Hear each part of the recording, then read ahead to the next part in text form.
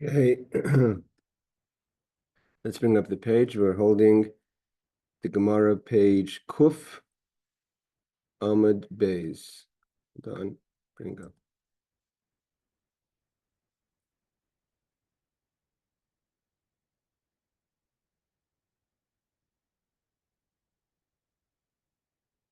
Okay.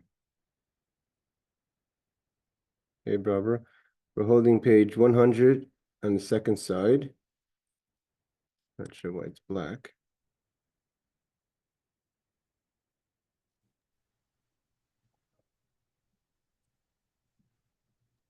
Okay. The Gemara says like this.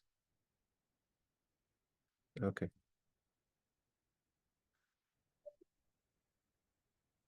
Amar Rabbi Yosef. Rabbi Yosef said, we're holding in the middle of the talks, the works of Ben Sira, and let's bring up the Gemara on the side here. The works of Ben Sira and how maybe there's some of them we shouldn't be learning here, and some of them we may be learning. So he says like this. Amar Rabbi Yosef. Rabbi Yosef says, Mila mal yasa di isbe darshinenhu. The positive things in the book of Ben Sira we do study. He says, for instance, Isha Toiva, a good wife, is Matana Toiva, is a good gift. B'cheik yirei elikim tinasen. She will be given into your chest as a good gift. Ish, and she's and will bring God fearing. Ishera, let's say a bad wife, is saras labaila, is like a leprosy to her husband. Maita kante, what is the solution? Yigarshen mi beisai, to divorce her from your home. V'yisrape mitzaratoi, and to heal yourself from your leprosy. Isha Yafa, an attractive wife, is Ashrei Baila, is woe to her husband, or happy is her husband. Why? Mispar Yamav Kiflayim, his days have been doubled. Due to his happiness, his days have been doubled. So Rashi says, again, this is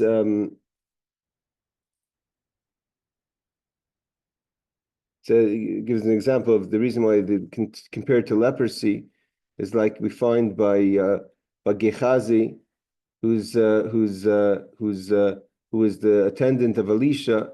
He was. It says that the leprosy attached itself to him. So too, this is something that attaches itself to you. The commentaries say that it's better. What's it mean that a person who marries an attractive woman is his days are doubled? Is because the Ayvit says that if you're going to marry a woman who's unattractive and you're going to marry her for her money, so at the end you're going to end up looking for another woman for her beauty. The Marsha says that the reason why that his days are doubled is because she will save him from sin, and from saving from sin, we learned before that someone who sins is both in this world and in the next world could be punished. So therefore, the person is going to have reward both in this world and in the next. Okay, so he's not going to suffer in the world to come. So a good wife will keep him in line. So it's a double blessing. Rashi says like this: Dashin and Klaimar Amrinan Lahu Beperka Mashminan Lahu Kuli Alma Gain Kol Hani Isha Taiva. So this says the different things that we learned that are positive in Ben Sira. So that's not for the good ideas that he quotes. It's a so to say it's a worthy book. For instance, he says. Isha Tover, about a good wife, Isha Ra, a bad wife, Tsaras, Labaila is like a leprosy to her husband, Naitakanti, what is the solution? Yigashenu Besa, you should divorce her from your home. Kachalashin shall say for Ben Sira, Isha Ra Matana Ra Legar Sinan. So he says, we don't look at it as We don't have the version that says a bad wife is a bad gift, but a bad wife is like a leprosy. Kaflaim, why do you have double? Why do you have double? If you marry an attractive woman, you have double blessing. You're going to be so satisfied that it's going to be everything's going to be considered as double. Okay, so this is a quote from Ben Sira. And a continuing quote, he says, Halem einecha me'eshes chen. Obviously, we're not talking about your wife. So it says, avert your eyes from a woman of grace. Pen tiloked b'mitzuda, you may get trapped in her snare. Her mitzuda is like a net. Al tat eitzel baila limsoich ima yain v'shecher. So turn not to her husband to mix wine and strong drink, because drinking wine and becoming under the influence of alcohol, rabim hushchasu. Many have been corrupted by the beauty of a beautiful woman, so of her might. So even the mightiest of men have fallen to a beautiful woman. So says Ben Sira.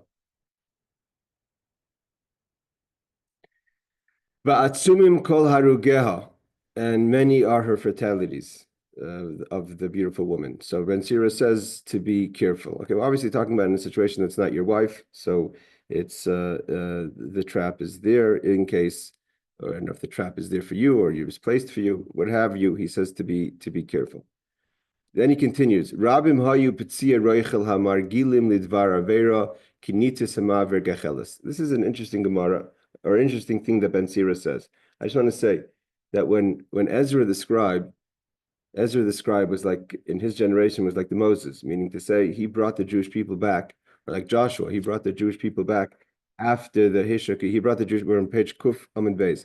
He brought the Jewish people back to Eretz Yisrael, or a part of the Jewish people back to Eretz Yisrael after the destruction of the first temple, and he rebuilt the second temple. But the Jewish people were under, there was a lot of corruption and there was a lot of issues that Ezra Sofer made a lot of takanot, a lot of things he instituted for the second generation coming into Eretz Yisrael, so to say. And one of the things that he instituted was that in the laws of business, that the peddler who peddles around different items for women, like makeups and and perfumes, etc. It's called that's what's called a roichel. That the roichel should be able to travel from city to city, because the roichel, the person who's the spice person has access to materials that others don't have. So the local stores won't have all the variety that the spice person has, because the spice person travels. And in order for the women to be attractive to their husbands, Ezra said that the store owners of a city cannot tell the traveling spice person not to do his business, because it's important for the spice person to do his or her business. If it's a woman, to sell perfumes and etc., beauty products for women, so the women should look beautiful in their homes. So that was a takana. Means Ezra said that the local stores cannot dictate to the traveling spice person that he should not come to their city and try to take away business, etc. So that's what Ezra said. But here Ben Sira now goes and talks negative of the spice person. He says, Rab, and I don't know why the commentaries don't ask this question. Ezra clearly was misakin that the spice person could travel. So here he says that the spice person had a downside. He says, Rabim Hayu, he says there is many of Pitziei Reichel, of so to say the damages of the spice person, Hamargil Madvar Vera, because he travels and he's showing his wares to women, and it's all beauty products that could lead to bad behavior. Kinitzas Mavra Gachel is like a spark that goes out of a coal that burns things. Shekluv Mali Oif, and he says like a chicken coop that's full of birds. Kain Bateim Le Mirma, so too their house is full of, so to say, falsehoods, deceit. So he seems to say that the peddler, there's the wounds of the peddler who's accustomed to other matters of forbidden sexual relations, like the spark ignites a coal. And Ezra said that the spice person should be traveling. So I'm not sure. Again, I'm not sure why that's not mentioned in the Mefarshim. After I tried to find anything off the cuff, I did not. So some of the commentaries say, we'll see Rashi in a second. He says the challenge with the spice person is obviously that selling articles like that and having private showings to women in their home because he's a spice person. He doesn't have a store. He's a traveling a salesperson. So there could be a situation where it leads to relationships that are forbidden. Let's see further. He says, "Minar rabim mitoich beisecha." Don't let everyone into your house. We learned this last time also. Even not even so in general, your house shouldn't be open to everyone, and even people that you're familiar with, you don't always have to bring them home. It's good advice on any day. Of course, this doesn't go against the idea of achnasas orchim, of a person who's we learned last time, a person who wants to be hospitable and to have guests. That's of course a positive thing. That's something that we have from Avram Avinu.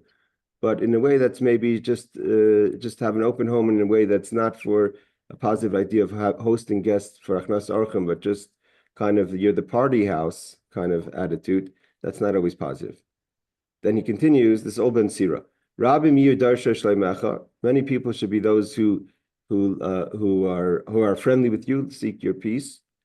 However, you don't have to be a person that says everything to everyone. Your secrets of life, you shouldn't reveal more than one person in 1,000. So even if you're a person who knows a lot of people, right? Is a little bit today, people project their lives on social media, everything about that's happening in their life on social media.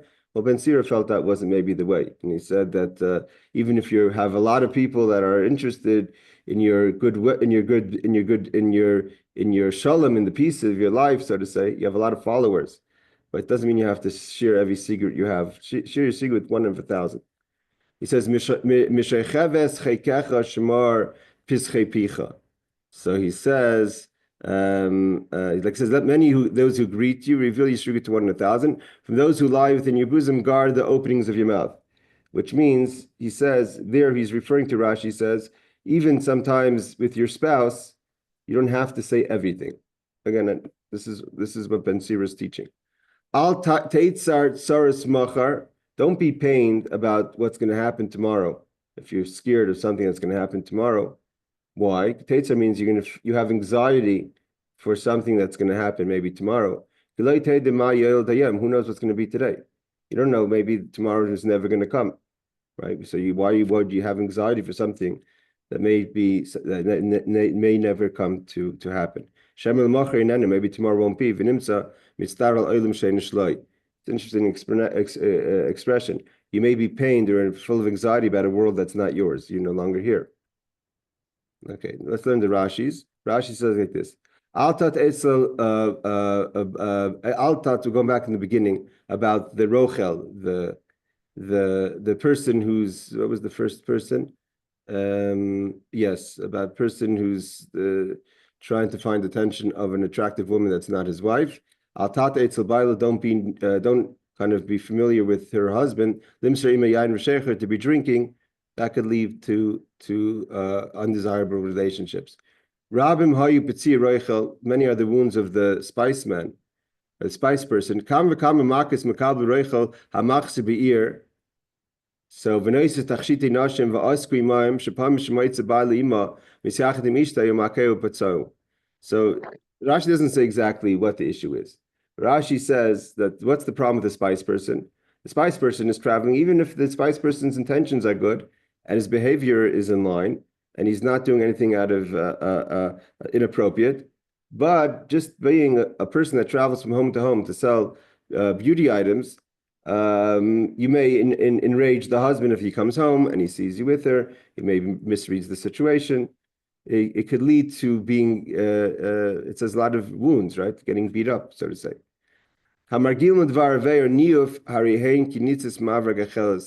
He says when a person has relationships that are undesirable, it's like a spark that comes out of a coal.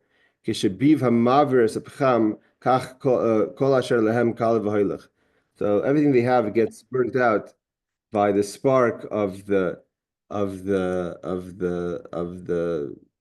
negativity that comes out of their, it ends up being counterproductive to their business. What's the gachelis? He says, Rashi, Ekri pcham she'eni boyer. Gachelis is a coal that hasn't yet been flamed. Means there's a fire within the coal, like it says, gacholim oimimos. Gacholim that are oimim, they have no fire, but if you fan them, the fire will come out. So too, the spice person has, so to say, the kind of hey Avi, we're on page 100 and Amid Beis. So we're still learning about Ben Sira. The spice person has a business that could end up being counterproductive. It says kekluv dira shel oifes. A kluv is a chicken, is a so to say a dira, a home for birds. Now he says other advice. Don't bring everyone home to your house. Even people that you're familiar with, you do business with, let's say. You don't have to always bring them home. If you need to speak with them, you can speak to them outside. Again, it's not. This is not about achnasas archim. Don't take this wrong. It's not about being a person who's hospitable, but this is talking about having too much people in the house. That's not always good for not the family and not for you, and not sometimes. What do we call it? Safe distance and respecting people's space is also important. A lot of people should be your friends, so to say. You should be loved by everyone. It doesn't mean that in order to buy their love, you have to share everything about your life with them. You shouldn't reveal your secrets, the kulam, only 1 in 1,000, which means only in extreme circumstances does a person have to say, keep things that are private. So a person who has anxiety about what's going to be tomorrow. Ben Sira says, why would you have anxiety about tomorrow? You may die today, and then there is no tomorrow. You have anxiety about the day that you'll never see. It's not your world anymore. You had unwarranted anxieties.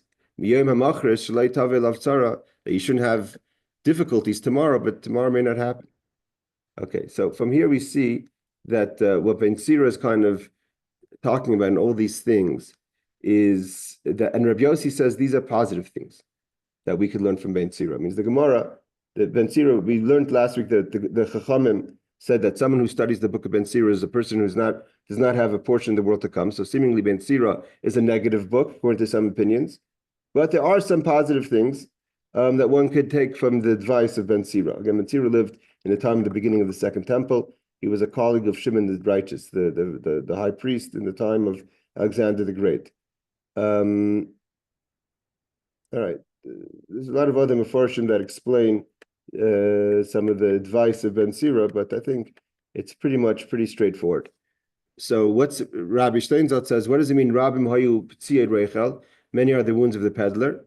So he says, the Ramah explains that many are the sins of a peddler because the jewelry and perfumes he sells can lead people to sin. The Yad Ramah actually, so there's 3 explanations. One is, the explanation is that he may, being around women selling beauty items, could lead him to sin. The other one is it could lead the husband to think there's sin. And the third one is that he's not involved, or he or she, whoever the seller is not involved in doing anything wrong on their own, but these are items that could be used by the woman or a man who's attracted to the woman because of these things that could lead to sin. So you're kind of the springboard. How did the woman get this perfume that caused such and such relationship with another man?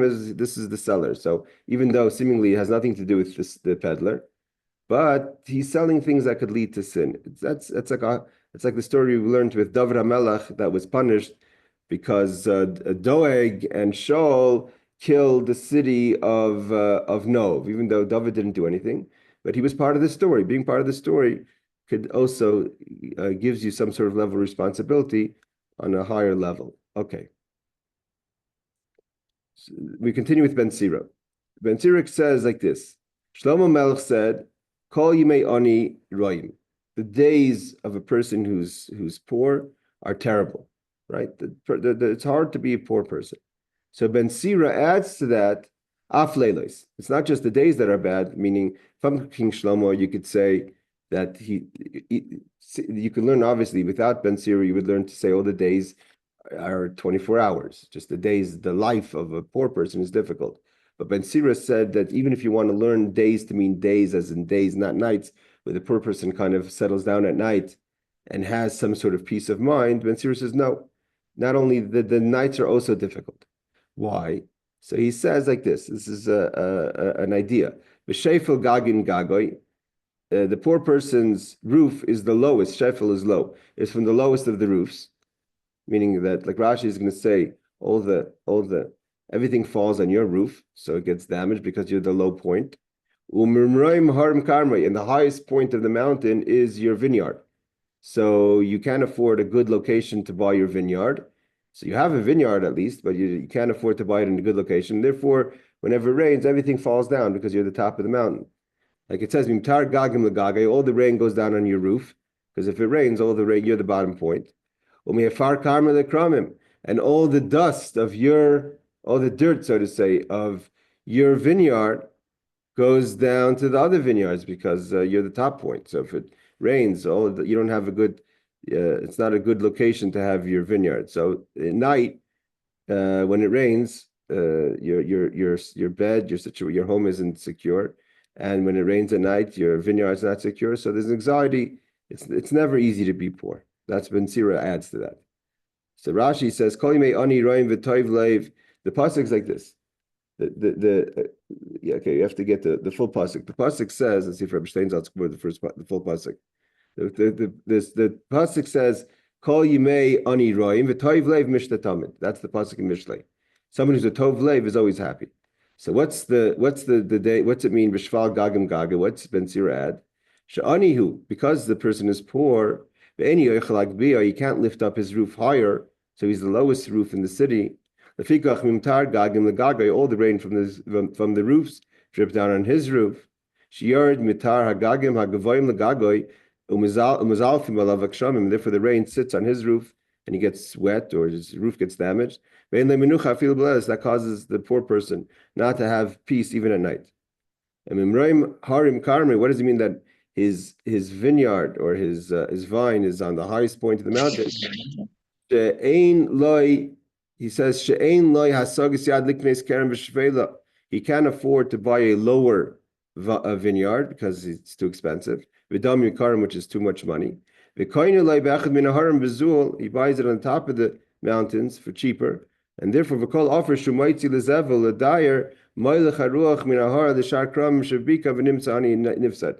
Everything he tries to use to put down for helping the dirt, fertilizer, etc., whatever he's putting to help with the vineyard gets blown down because it's a bad location, and it gets taken to the other vineyard. So basically in all these situations, we're talking about the negative for the poor man, but also the positive for the rich man.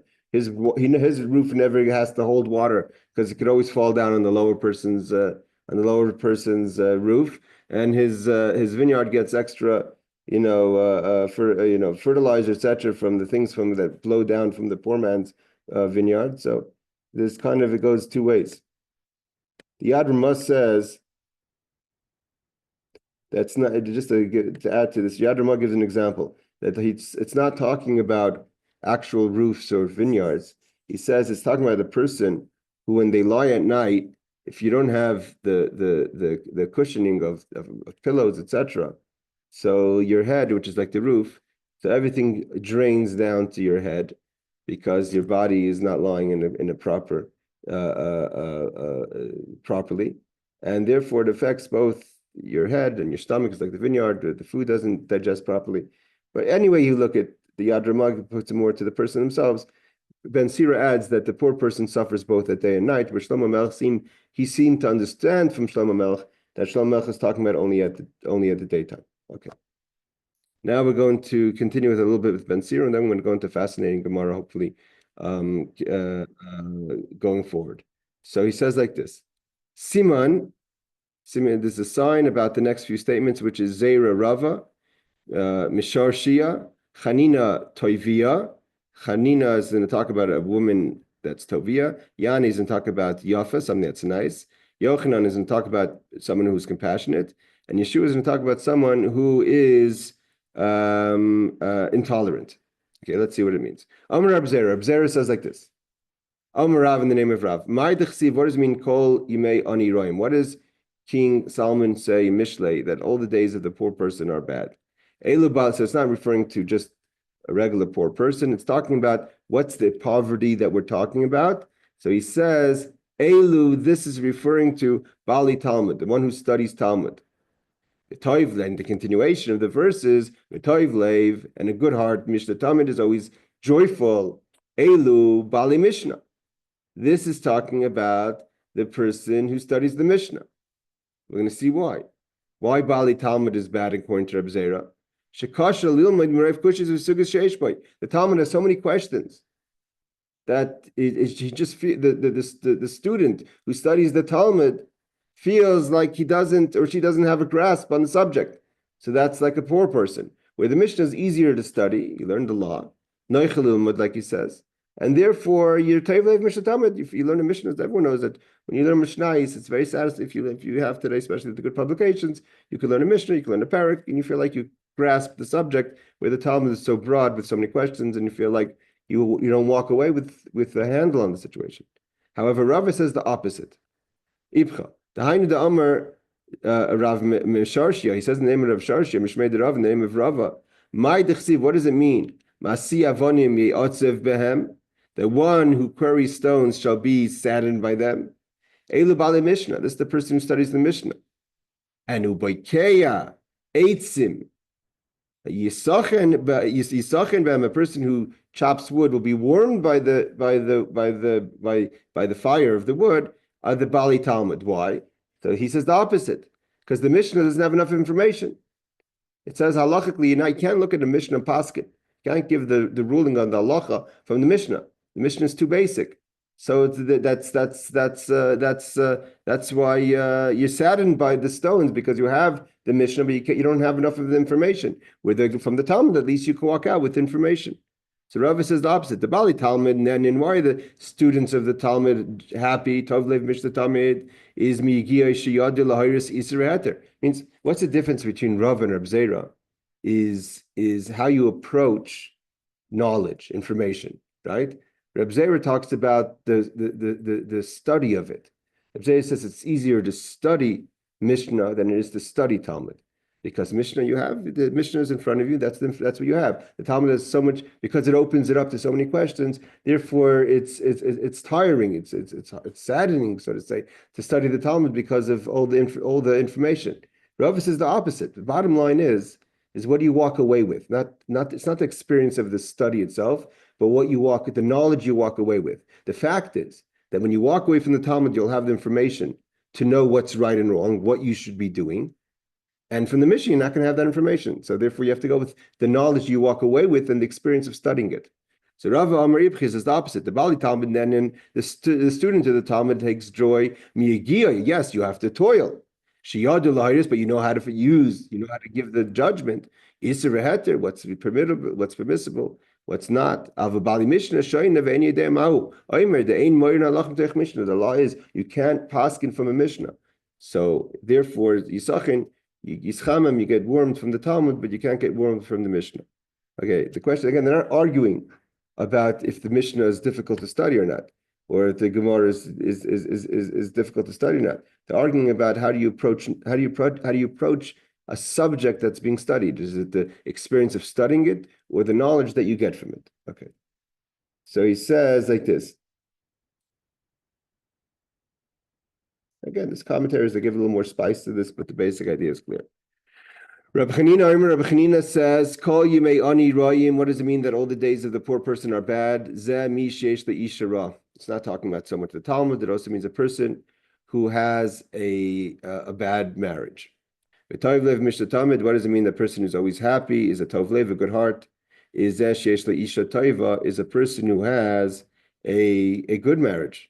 I'm not going to say, he says good wife, but I'm assuming it means a good marriage. Rabbi Yani says, Calling me oni roim, what does it mean? That the days of the poor person are bad? Istinus. This is a person who's always istinus is the definition of a person who everything is he's very fidgety. Doesn't he or she doesn't like to eat certain foods, doesn't like certain clothing, doesn't like certain weather, environments. Everything's very particular about things in istinus. So you're never happy, right? You're always looking at what you should eat, what you shouldn't eat. You don't take things easily. You have you take life a little easier.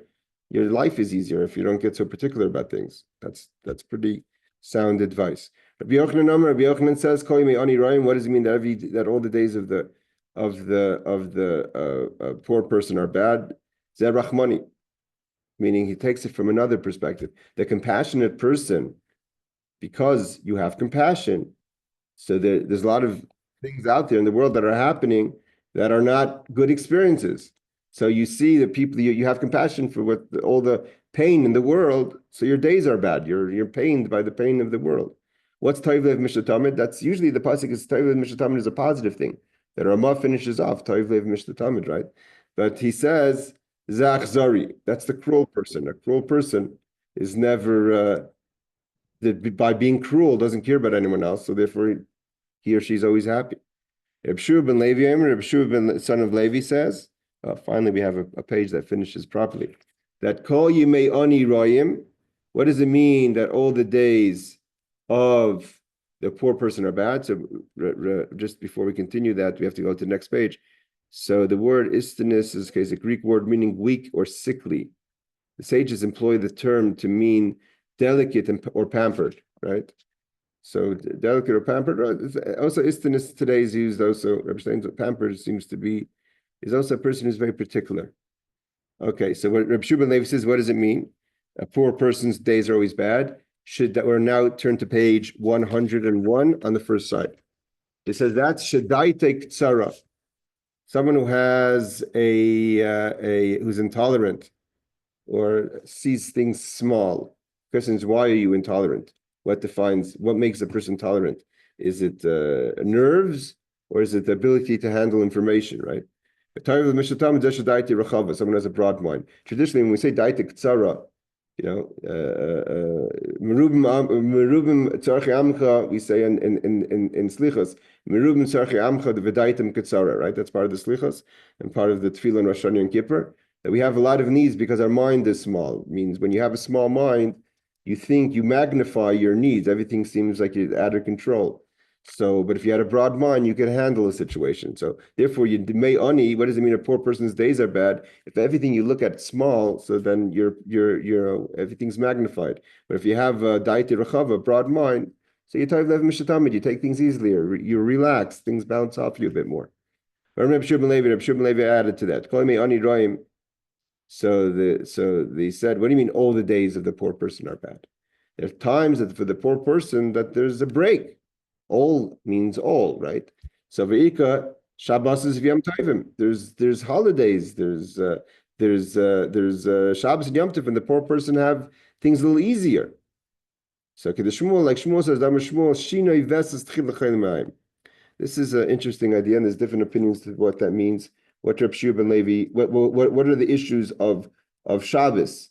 So, meaning to say that even the poor person has food on Shabbos, so therefore it's not so bad. But Shmuel says that is bad because when you change a veset, when you change routine, that causes problems. Like if you eat very little a whole week, and you overeat or eat comparably to the rest of the week, you indulge on Shabbos. For some people have that minhag, not because of money, but because of dieting, right? I'm going to diet for 6 days, and Shabbos I'm going to eat a whole challah and all the fish and all the chicken and all the cholent and all the kugel and all everything. I'm not going to count calories on Shabbos. So Shmuel says that's a nice idea, but Shini Vesat, if you change your routine, that's the beginning of stomach problems. So therefore, he's saying yes, the poor person does have life easier on Shabbos, but it's only easier because he has access to food. Because on Shabbos people help, but then he or she overeats. And then that causes stomach problems. So that it's kind of a double-edged sword. So what does Sedaite Kitzara mean? Rashi say. So it says Meisim liboy kol daigas chaveri v'daiga kol masha asad lavelav. Rashi defines Daite Kitzara means a worrier. A person's always worried. You're worried about your problems. You're worried about someone else's problems. What are you getting worried about someone else's problems for? It's not always a sign of sensitivity or friendship. Like, it's not that you should ignore someone else's problems, but to just add, some people get nervous if there's nothing to be nervous about. Back to Ktsara. Chava means, he says, that you don't get so worked up so fast. Lashon Acher, he says, Daite Ktsara is a ragzin, an angry person. Okay. There's no poor person that doesn't have delicacies on Shabbos. Everyone has something to eat on Shabbos. Hopefully, Baruch Hashem, even if you're a poor person, there's tzedakahs that help. Nevertheless, he says, Shina Veset, Mishana Veset, if you change your routine, and you're eating more than you were accustomed to, and these are foods that you're not accustomed to eating, this causes stomach problems. At the end of the day, he may enjoy Shabbos and Yom Tov, but really it's bad for you because that eating style of going up and down is a bad idea. Okay, let's continue. He says like this: Tana Rabbanan, our rabbis have learned. We're talking still about someone who reads things Sfarim Chitzoniim, so it doesn't have a portion of the world to come. So what does this mean? He adds an idea like this. This is something that's mamash applicable till today. A person who will take the Shir Hashirim of King Shlomo, right? There's a disagreement about how we view the Shir Hashirim. Shir Hashirim, according to Chassidus, Kabbalah, is the holiest of the Sfarim. Rabbi Kiva says it's the holiest. Rabbi Kiva says it's Kodesh Kedoshim. And if all the Sifrik Tanakh are Kodesh, Rabbi Kiva says Shir Hashirim is Kodesh Kedoshim. And some people say that Shir Hashirim was not written with Ruach HaKodesh. So a person may use it as, Shir Hashirim talks about, seems like a love book, and so therefore he may make out of it a song. Va'isa Isaac means zemer. Bakar pasik v'beis mishtais, or if you kind of take from a chumash or from a sefer, and you read out of it at a beis mishta. Beis mishta is a house of just drinking. Below money, and you're not reading the pasuk in its proper time. The commentaries read, obviously, we're not talking about someone who says a Dvar Torah at a Shabbos table, or someone who says even a pasuk that's connected to the Zman. Like we say, we in Kiddush today, we say psukim that are connected to the Chag. But we're talking about below money. You're just kind of making light talk about Torah. That's the point. Maybe Raloyim, that's negative. It brings bad energy. Because the Torah kind of dresses itself up in sak is like sak ve'efer, right? We just had that in the Megillah. Dresses himself up in mourning clothes. And stands before God, obviously as a sign of being hurt and upset. By marries the fun of it and says to God, Asuni banecha kekiner shemnagna baileitzim. Your children have turned the Torah, using verses from the Torah for, so to say, game and joy, and turned me to clown's play. The Torah is offended when you do that. Again, this doesn't have to do with today. It's very common. A lot of Jewish singers today are always taking psukim or lines in the Talmud and making songs out of it. We're not talking about in a way that brings simcha. But if it's in a way that's disrespectful, then that is referring to that. But if it's a way that brings people to Yiras Shamayim, closer to Hashem, it's obviously different. But it seems like in those days also there was kind of, and sometimes today too, using the words of psukim in a kind of a negative vibe. So Rashi says, "Hakar shir shirim va'isa isa kimin zemer," turns it into a song. Shekari benigina acheres. So Rashi says, what does it mean that there's the notes on the Torah and you just sing it with your own notes? That's kind of questionable because a lot of people today will put it to others' music. She'einin nokadva. There's none of the notes that have been placed on the shir shirim. Va'isa isa kimin shir, make it into a song. Alpha pivish shir shirim hu, even though it's from a song. V'ikra shir v'ikra shir, and the whole shir shirim is a song. You have to give it respect, sing it properly. The Shir Hashirim, read it properly. Again, there are till today, people are using psukim all the time. Most of the modern Jewish musicians are using verses from the Torah or Tehillim or what have you, and using it for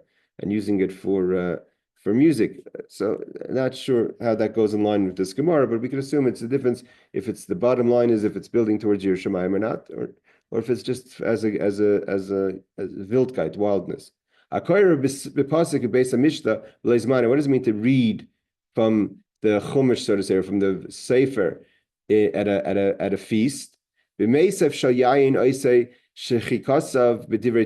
of, you're at a drinking party, and you're trying to read literature. So you're reading literature, Chumash as literature. To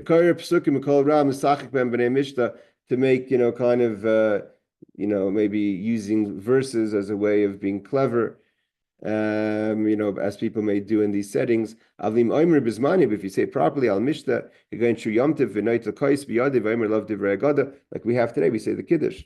That's actually positive. So Hashem actually says to the Torah, right? The Torah comes dressed in levush sak. So obviously, some of the Litvish Mefarshim get a little nervous. What do you mean the Torah dresses up in levush sak? The Torah is not a person. It's an idea, obviously, that the Torah represented either by the midas hadin, the attribute of judgment, or the Torah means Hashem Himself, kind of questioning the way the Jewish people are using the Torah.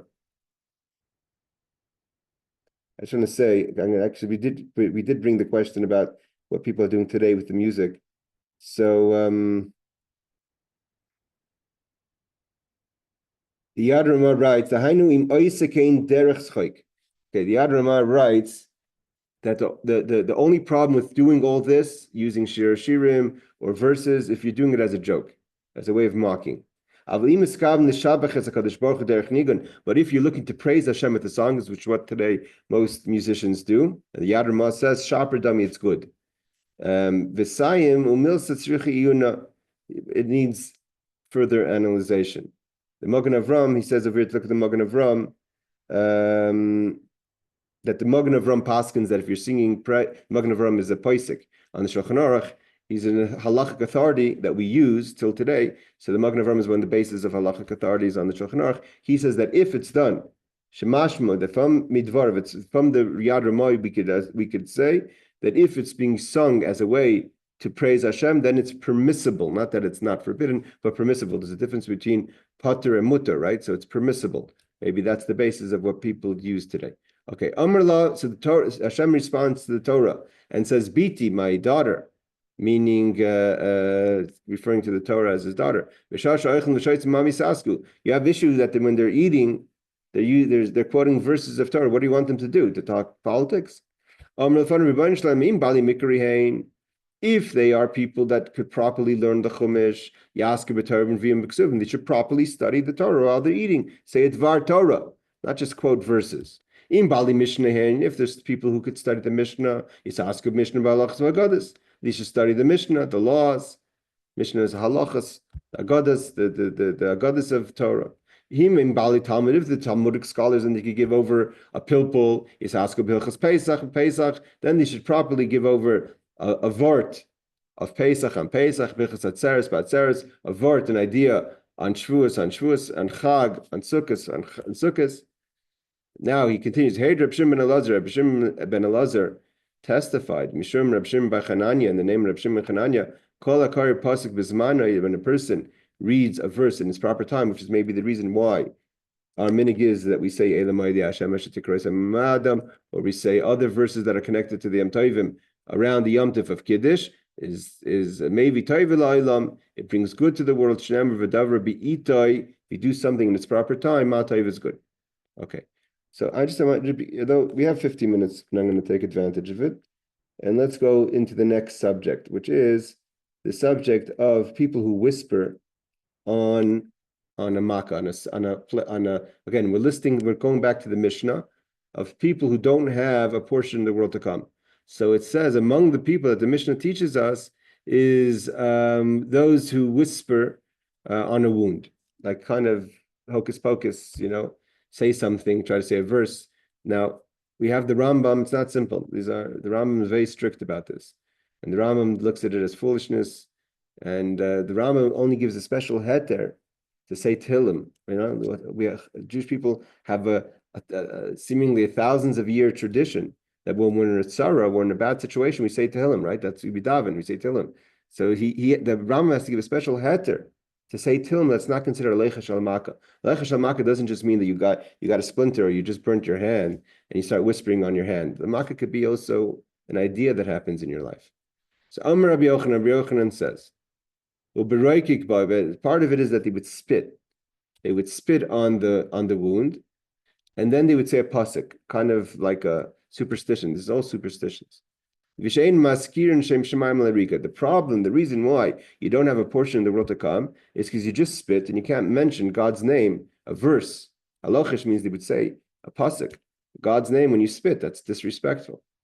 Itmar, and Rav adds to that. What about if a person has like a skinned wound and he wants to say a verse, Nega Tzaras, which is about Tzaras, which the verse of Tzaras, we'll see in Rashi the whole verse, but the verse is, like it says, he quotes over here, Rabbi Steinzalt says that when a leprous mark is in a man, then he shall be brought to the priest, and the kind of to be brought to the priest to be cured, right? So you say that when you have a skinned wound. So you didn't mention God's name, so what's wrong? He says, you're mentioning a verse, you can't do that. And Rabbi Chanina says, not only if you don't mention Tzaras, but even to say Vayikra Moshe, God called Moshe, but you're not saying God's name, kind of awake spirituality to heal you when you spit, you can't do that. Okay, let's see Rashi. The people who whisper on or whisper on wounds, that they spit koidem first, halachash before they whisper. You can't then say the pasuk. But there are people that first say the pasuk and then spit. There was someone who came to one of our classes who says that their mother had the tradition to spit on a coin. The spitting is not something that's out of still today. So that they would spit after they said the verse. And they don't say a pasuk, but they say in Lashon Laz. Lashon Laz is like a non-holy language. It could be English, French, Spanish, whatever language you speak. Umaskirim lehem shame b'Lashon Laz, and they'll mention God, but not in the holy tongue. Amali Rabbi, and Rashi says that this is Rashi. Rashi didn't live in Middle Eastern countries or places that were superstitious. He lived in France, so even there, Rashi says, more reserved people. That Amar Le Rabbi, my teacher said the mutter, you're allowed to do it if you're not going to use. If you're not going to use Hebrew, Lashon HaKodesh, and you spit afterwards. The problem is only if you spit first. The near Shemaska Shem al-Krika, then it looks like you're mentioning God's name on the spitting. So Rashi has two conditions. One is it's not in Lashon HaKodesh. The other one is that you spit afterwards. And also, there's another reason to be lenient is because you're not speaking in Lashon HaKodesh. But if you speak in another language, afilu neget tzaras. What does it mean? Afilu leichesh. Even if a person says Kra de les by Shem Shemaim, a verse that doesn't have Shem's name. Al Rakika, when you spit, Shekayr neget tzaras kitia ba'adam v'huva l'koyin. You say the verse that when someone has a skin wound, tzaras, leprosy, then you be brought to the kohen, even though you didn't mention God's name, but you're mentioning kind of that you should get healed. L'shem refu, you're doing it for healing. Ein l'chaylik alim v'ba, you don't have a portion of the world to come. You have to understand. We're not talking about like don't do this. People have lived their whole life, sacrificed many things to make sure that they have a portion in the world to come. So to kind of say that you don't have a portion in the world to come, that's a little bit of we're talking about an extreme. It's an extremely bad thing to do. You're not even talking about illness. Then you shouldn't whisper it on the makkah, and you shouldn't say it for healing. You're not mentioning something about healing. You're just saying, if I would say Torah on my pain, then maybe I would be healed. So I'm just going to quote, he quotes it over here. The Rambam we have is Rambam Yomi of yesterday or 2 days ago, Sunday maybe it was. It says, Rashi says, the Rambam says, Haloicha shalamaka, if someone whispers on a wound, and you read a verse, doesn't say what verse. You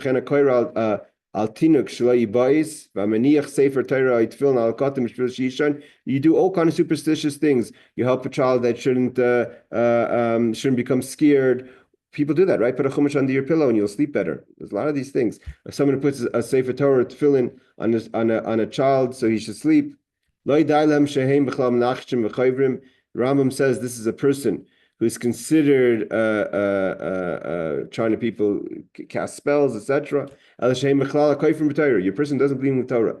You're making Torah into a healing. Torah is about the soul, not the body. He brings a pasuk. But he adds, Aval Habori, someone who's is well. Shakara psukim umizmarim mitilim, but you read Tehillim, Rambam says. Kadei shetagan loves chus kriyasin, that reading Tehillim should be a chus. Binasim mitzaris minizakim, you should be saved from things. Harizah that's allowed. So here the Rambam says saying Tehillim is allowed, but doing all kind of superstitions with Sfarim, that's not allowed. So the Rambam, Rabbi Steinsaltz actually quotes this Rambam. So he says it's prohibited to whisper the Torah verse on the name of God, or the name of God over a wound, and to spit in the wound, and one who does has no share in the world to come. It is prohibited even to whisper without spitting. Some say that it's permitted to whisper invocation in a language other than Hebrew. Rashi quotes from his Rebbe, but one should refrain from doing so, especially if he invokes God's name. The Rambam. Okay, so the Rambam, but we saw the original of the Rambam, and he's very severe about this. Tanur Rabbanan, our rabbis learned. Let's just go a little further. A person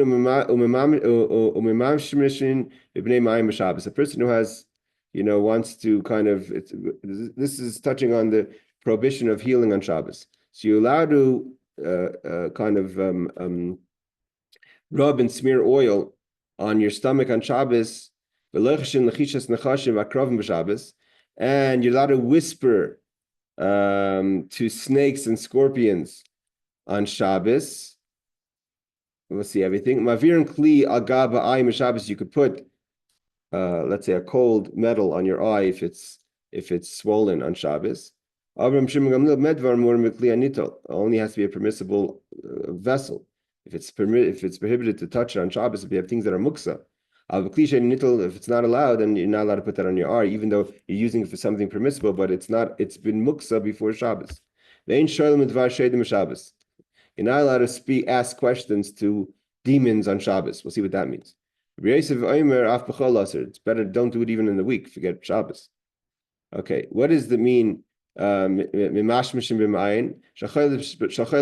a sick person's sick on Shabbos and you want to rub oils on the stomach on Shabbos, we know that smearing, that they would rub oil is like eating, and eating is permissible, so therefore it's not considered a refuah. Okay,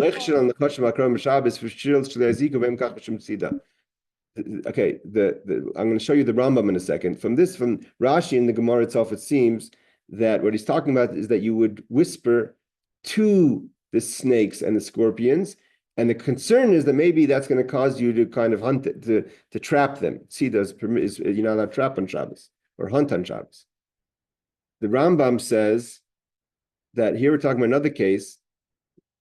I think he's referring to our Gemorah. The Ram says, talking about a person who is bitten by a scorpion and snake, and now is concerned with the poison, the effect of the poison. So here he says, you're allowed to whisper on the bite. I feel b'Shabbos, even on Shabbos. Why? Because the person could go into panic. And here, it's in a regular case where your person is kind of, your mind is settled, something else. When you get bitten by a poisonous animal, the Torah kind of gives leeway, because to calm yourselves down. Even though the Ram says it's useless to whisper at a bite of a snake, it's not going to help anyways.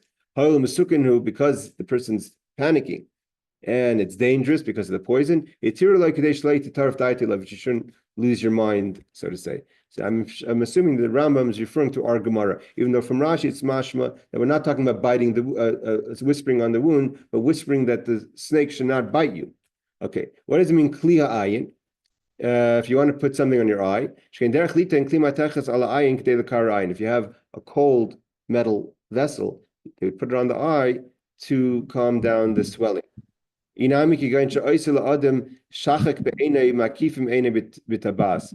kind of, they would largen the eye, they put a kind of coin, a round thing in the eye to maybe open it up a bit. You can only use things that are permissible to carry on Shabbos, like a knife, or a key, or a ring that you carry anyways. What does it mean? Bidbar shedim. Those days, obviously, we're not At least I'm not familiar with anyone who's ever met a demon, but a demon as in a demon, not a person who's a demon. But so what would happen? There used to be a custom that if someone was a lost something, who would know what you lost? The demon. Maybe not the demon's monitoring where you're putting things. So they would ask the demon, why are you not allowed to do it on Shabbos? Because you're not allowed to talk things of weekly on the Shabbos. So Rabbi Yossi says you shouldn't do it in the week either. Not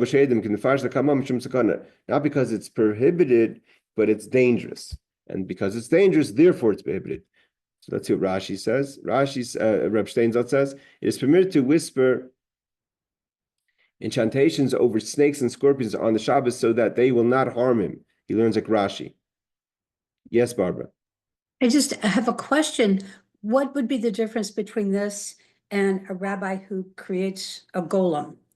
It's like, I remember listening to a rabbi talk about how, sorry, my puppy's hear me talking.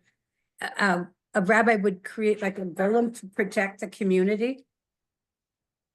Part of the problem that the Rambam says is the idea that it doesn't help. It's like superstition.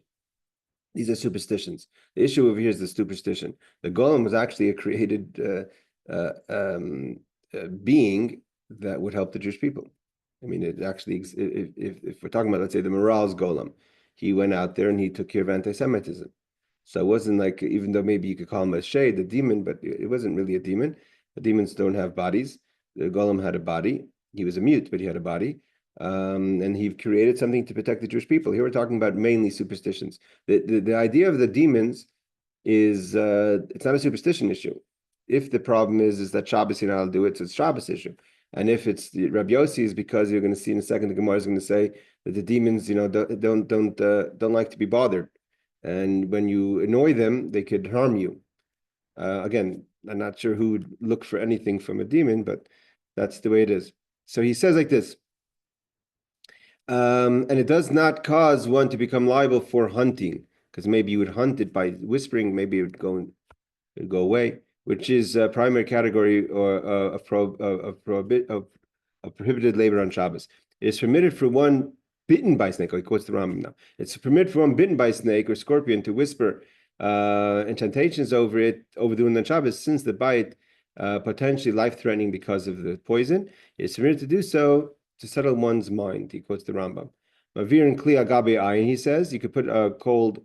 So it says, permitted to place a vessel on one's infected eye to ease inflammation, provided that the vessel one may move on Shabbos. It has to be something that you can move on Shabbos. What does it mean? Sheld of Dvar Shedim. One may not consult the words of demons. It is prohibited to engage in acts involving demons. Why? Some permit consulting them with regard to stolen property, in accordance with the opinion of Rabbi Yossi and the explanations of Rav Huna, that the prohibition is due to a danger it poses to one consulting the demon, not due to the prohibition of sorcery. So the issue again is sakana, not sorcery. Nevertheless, there are more rules that one should not rely on that leniency. Meaning to say, if someone wants to say it's only a sakana, for sakana, maybe I'm ready if who's the person who's been looking for billions of dollars of Bitcoin? So, in an extreme situation, so maybe, it's only a sakana, I could do it. But he says, the Ramah says we should not be lenient on that, meaning he kind of tilts towards it being kind of sorcery. Let's just finish these last few here, and then we'll stop here. He says, on Shabbos it's permitted to move vessels. Okay, it's clear nickel. He goes into the laws of moving what's permitted to be moved on Shabbos. Says one may smear oil and rub the stomach. It is permitted to smear oil and rub one's stomach on Shabbos in order to ease stomach pain, provided that one does so in a manner other than the typical manner. In other words, smearing and rubbing simultaneously, in accordance with the statement of Rabbi Yochanan, I'm going to see later that the way to do it is to make a shinoi. If you do a shinoi, then it's not a problem. Okay, we're going to continue next week in this Gemara. I'm just going to do one last piece because the next Tan Rabban is a new piece. Amar Rav Huna says, either you read Ein Halacha Rab Yossi or the Halacha is like Rab Yossi.